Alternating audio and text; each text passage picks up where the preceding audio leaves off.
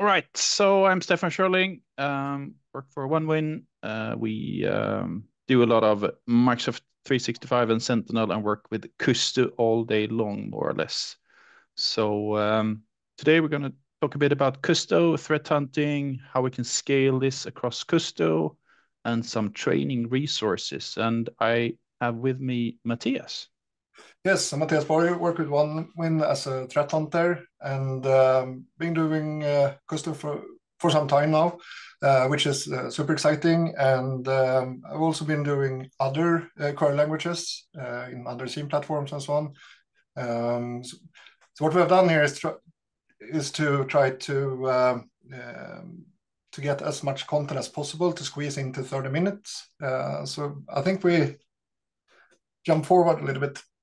Yes, let's go. Right, Kusto or KQL.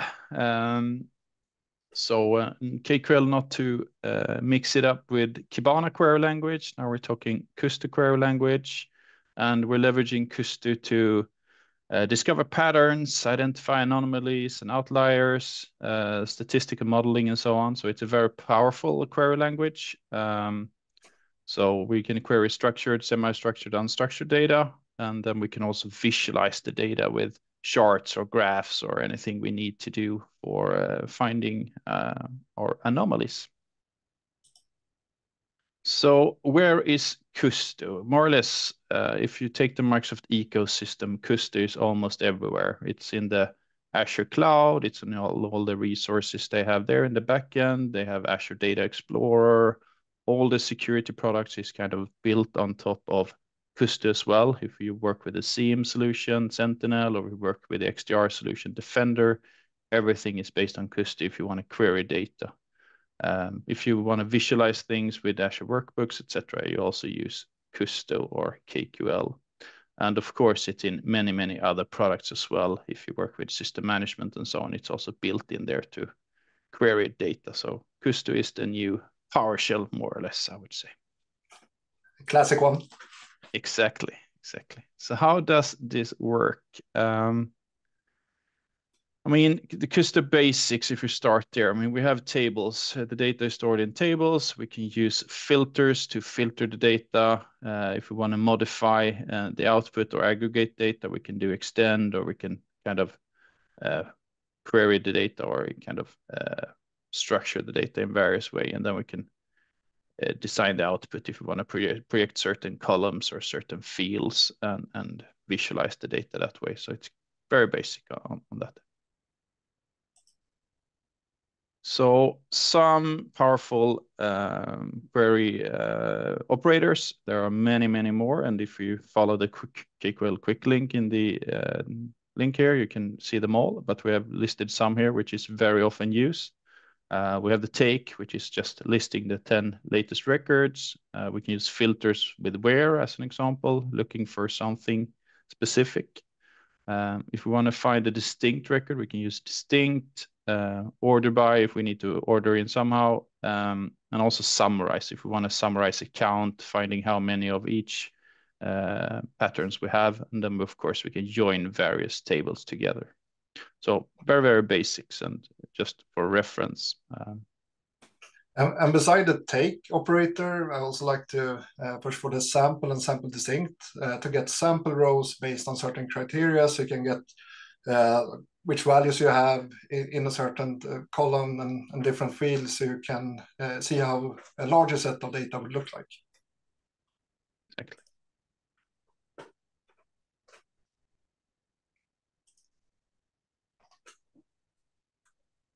All right. So in this demo, we look into a device process. This is Defender data, so just to have some examples to work with. So we get the PowerShell processes, and then we add a filter to remove all the rows where the system account is the initiator of the process. Yeah, so simple example how to query data. And of course, we have all the schema for Defender. If you want to reference that, you can go into the schema up on the right-hand side, schema reference, if you're working in Defender. So.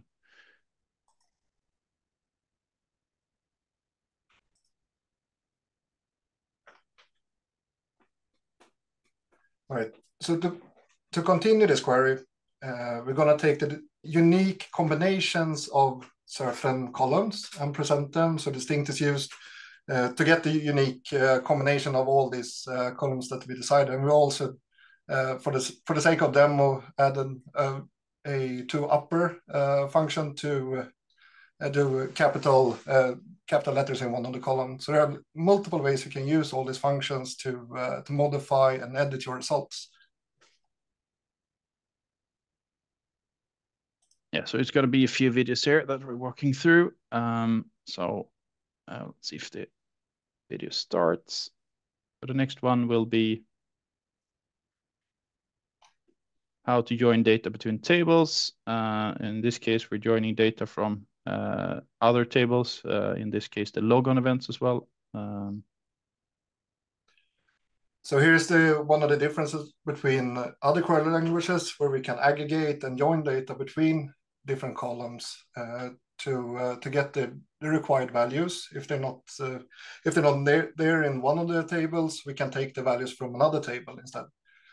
Another thing that we'd like to do is to drop one of the joining part of the query to add an empty row to the other query, so we can actually test the query and look at the results to see that we have the values and expected result and expected outcome of that before we do the join, just to make sure that we're not mixing things up or get like out of bound results that we can't use. So I like to take one of the queries, drop it down a few rows, execute only that one, and then move it back into to the original query again and do the join. The good thing by doing that is that we can see the number of the expected number of rows that we get in the return, to make sure that you use the correct join type if you want to do to keep the data in the left column, or if you want to keep the data from the right column, or if the value should not match or should match. So it's a good thing to validate the outcome and make sure that you have expected number of rows and a sort of expected result as well. The join works as in SQL. There are multiple ways to do it, and recommend looking into it to start extending the data with the values from different tables, because it gives so much when you work with threat hunting or do any troubleshooting or whatever reason you're working with Kusto.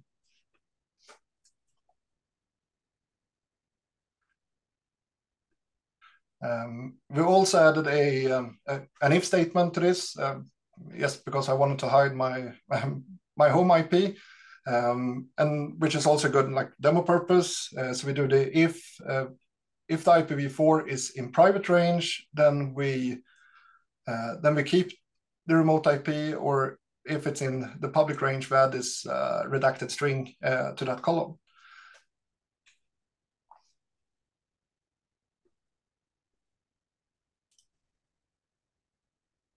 Yeah, so some other Kusto functions that are very valuable compared to, some are lacking in other query languages. But I mean, we have the count, where we can do counts. How many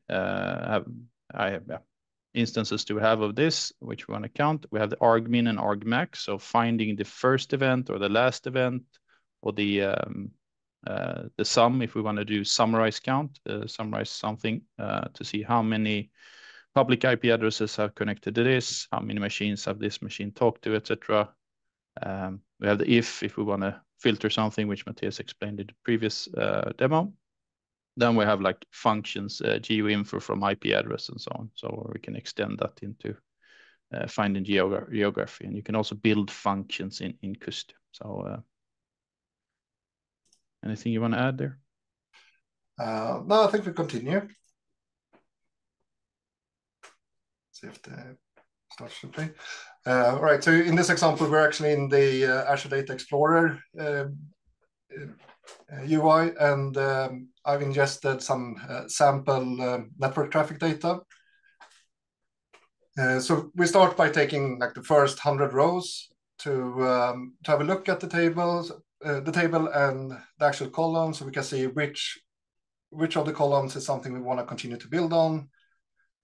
Depending on data normalization, it could be that there are different column names depending on firewall vendor and so on. And not all customers that we work with today are focusing on the data normalization, which we think is really important because some of the functionalities in the security stack would require some normalization for everything to work properly.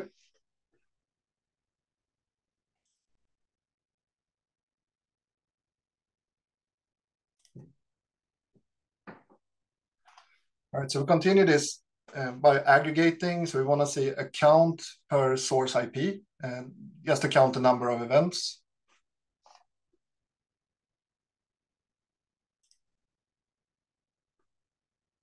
I'm super focused to not click too many times because that would skip the video.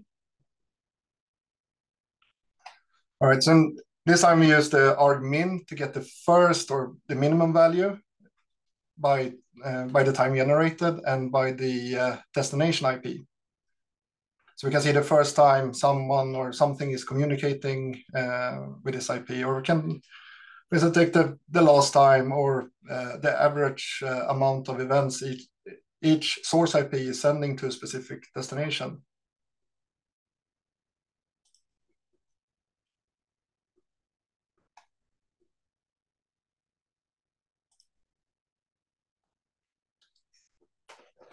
And then we use the sum aggregation to calculate the number of sent bytes per or kilobytes per source IP. So we can start summarizing and counting, for instance, data exfiltration or other scenarios to see how much data someone or something is sending to a specific destination or from a specific source. So we can actually find the most chatty or noisy clients and see how much data they send, because that could be something to dig into and see what's happening on those endpoints.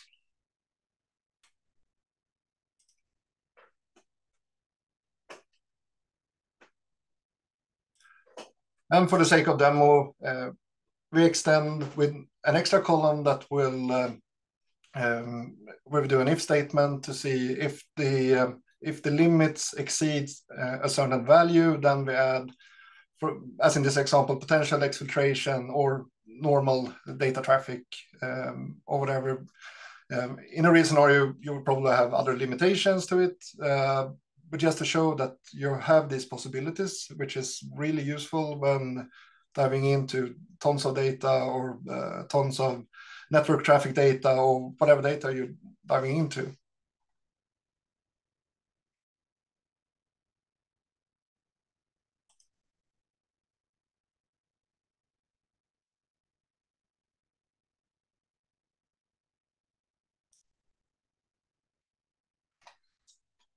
All right, so we continue with the network traffic, and we use the geo info from IP address to get the country. The cool thing with this is that it doesn't necessarily have to be network traffic. It could be an IP that you extract from a command line or some other places where you find the remote IP. And extending the data with such information could be really useful. And you don't need to use like an external API to query this, building the automation or manually go check a bunch of IPs. You can do everything from the Kusto UI.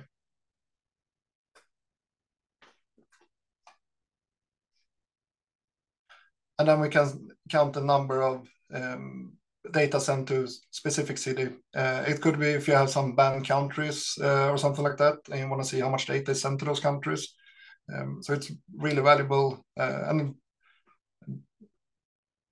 a good feature to have, since it's native and something that you just can invoke in your query.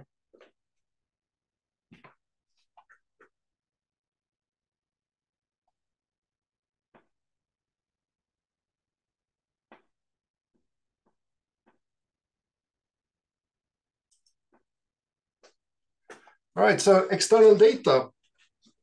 Yeah, external data is really, really powerful. So often if you want to do hunting against like an external data source, you have an external data feed of threat intelligence. It could be domains, URLs, it could be IP addresses and so on.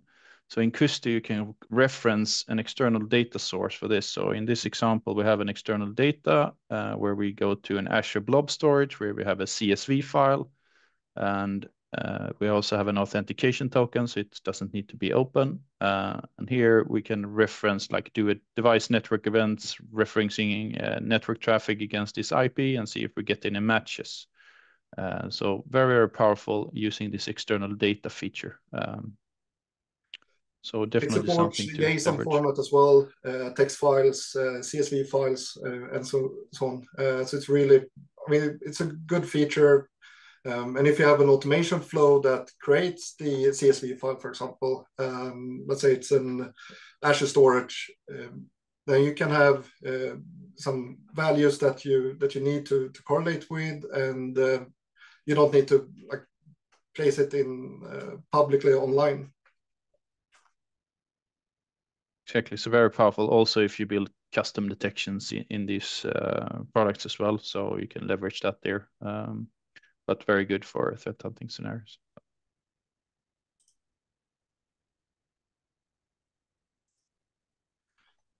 Right. To give some example of threat hunting scenarios where you can use Kusto and in a very simplified way. In this example, we're using Defender data, the device logon events, but of course it can be like any other source if you ingest to Azure Fabric or to Sentinel or Log Analytics or Data Explorer, wherever you want to have your data. So in this example, we look for device logon events where action type equals logon success and the remote IP type is public. We can also check for where the local port is in a specific array, for example, or an account starts with or ends with. So it, depending on what you have in the table, we can build some smart queries to get a good result based on your hunting hypothesis, or if it's a custom detection, for example.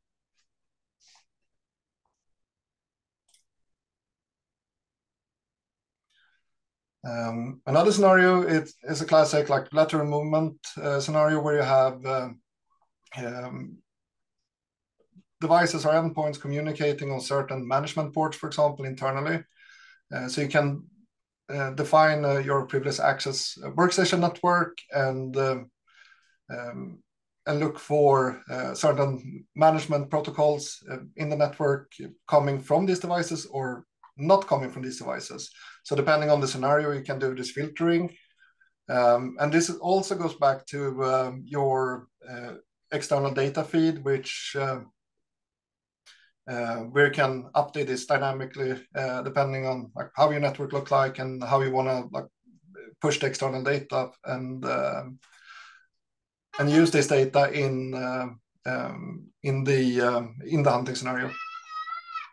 Yeah, so we have some, I mean, normally we leverage external data for hunting for known bad IPs, if someone is logging on or if someone is communicating with endpoints from these bad IPs on certain ports. Another scenario is if you want to do hunting, you have inbound management ports coming from unmanaged devices as well. So you can reverse the query, not only look at telemetry we have, but inbound connections from devices that are not onboarded, as an example, to Defender for endpoints. You can also reverse the how you query the data to actually get what you're looking for. So very, very powerful. All right, so anomaly calculation. It's let's go into this a little bit because this is where it gets really powerful, and we can do statistics calculations. And I mean, I'm not a math expert. I've learned to use some of the functionalities, but there's so much you can do in terms of predicting certain events and how the probability of a certain event to happen depending on previous and historical data. I really recommend reading through the documentation for it and start digging in and try with smaller data sets and see what you actually expect it to be before you jump into all these calculations to make sure that you fully understand how it works and how you should utilize it depending on the data that you have.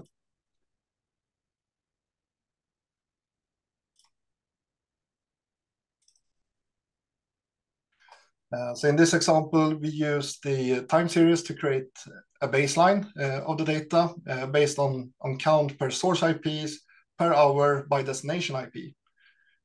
And then we can join the traffic on the destination IP to draw a chart of unexpected events. So we can print out the unexpected, and we can also, depending on which chart you're using, you can draw like the average value, and you can see the difference, what it should be comparing to what it actually is. So for instance, if you have a system that could be compromised and for some reason stop sending logs or doesn't send as much logs as it used to be, you can, based on the historical data, you can calculate what the expected values should be, and you can also use this to do a forecast for capacity planning, for example.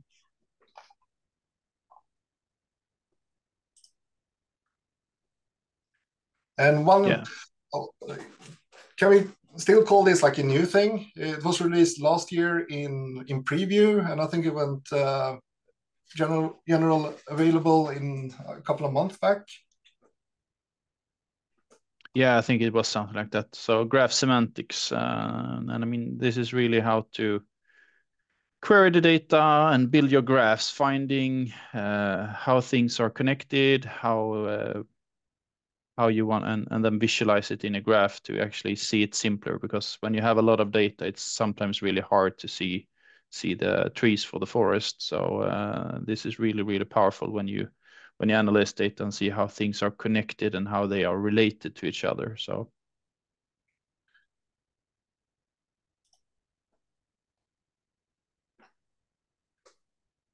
let's go through the demo.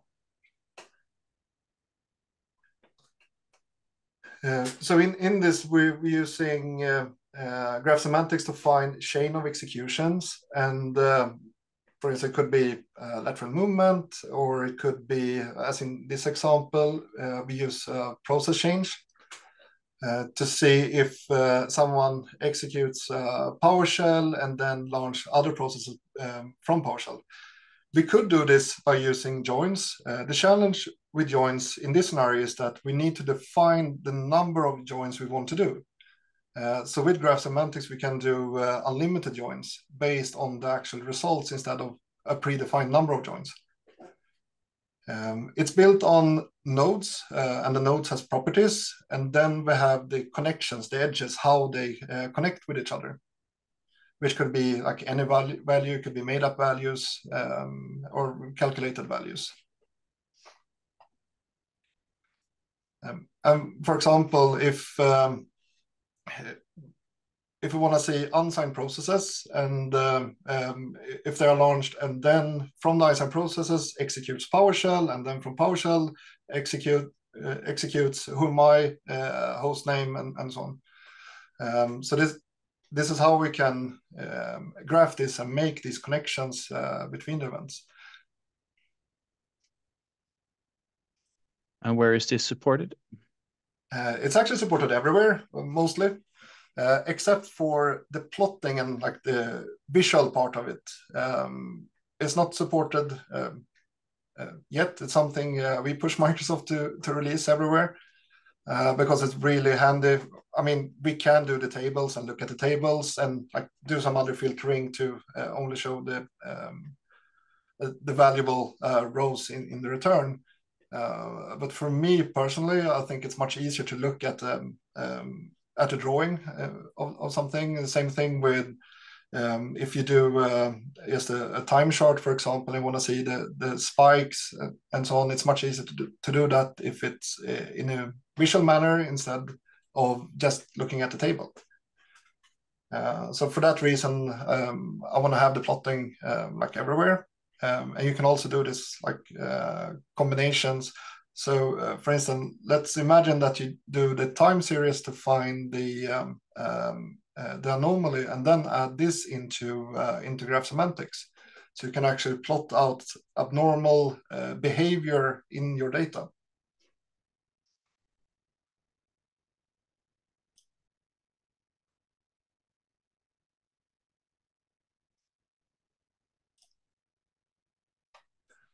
Well, there are still, I mean, tons of things that we could show with regards to both anomaly calculations and graph semantics. But since we have 30 minutes, we want to like do it more like in a envisioning thing to show you what you can do and also some ideas how to do it.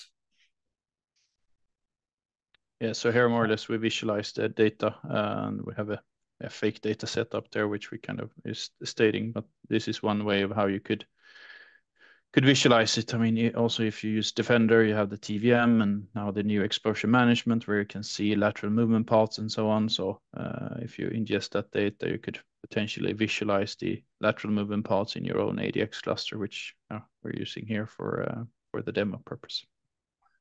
So using the Plotly Python plugin to Azure Data Explorer, and you use that to plot the data instead of looking at the columns and the table output.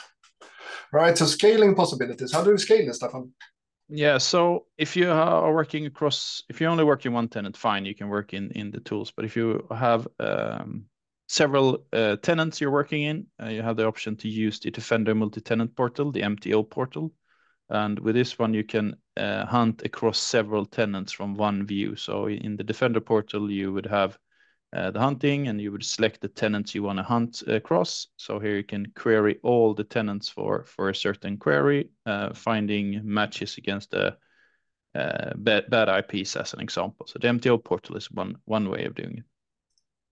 Other options we have is if we're using Sentinel or Log Analytics, and we're using either if we have permissions or we're using Azure Lighthouse, we can do cross queries across several workspaces or Sentinel workspaces or Log Analytics workspaces. So in this case, we are querying the security event across two workspaces, and then we'll return the data across several workspaces as well if we want to scale how to do the query across several workspaces. So, and also references for that.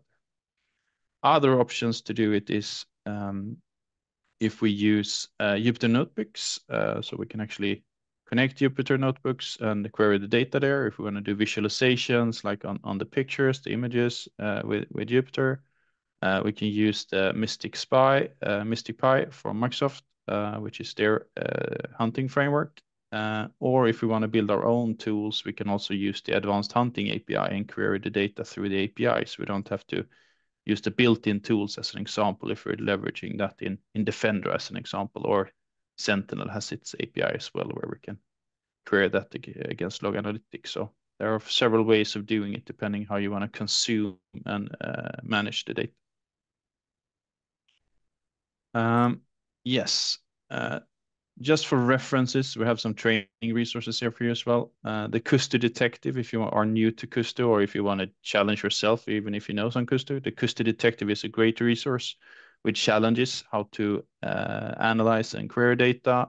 Very, very good references. And then we also have some links from the Microsoft sites and also KQL Cafe, which has a great podcast and a good Kusto resources there as well to track and follow if you want to enhance your Kusto skills. I also recommend if you look into Kusto Detectives to there are season 1 and season 2. If you haven't started and plan to start, I recommend starting with season 2 because it has this like learning path as well, so you can read up on the different operators that you probably need to use to solve each level. But it's a really fun game, interesting data, and it's a really valuable training. Yeah. So, I mean, Kusto is very, very powerful. And I mean, it is built in everywhere. And if you are on the Microsoft stack or the platform, Kusto is something to definitely carry on with.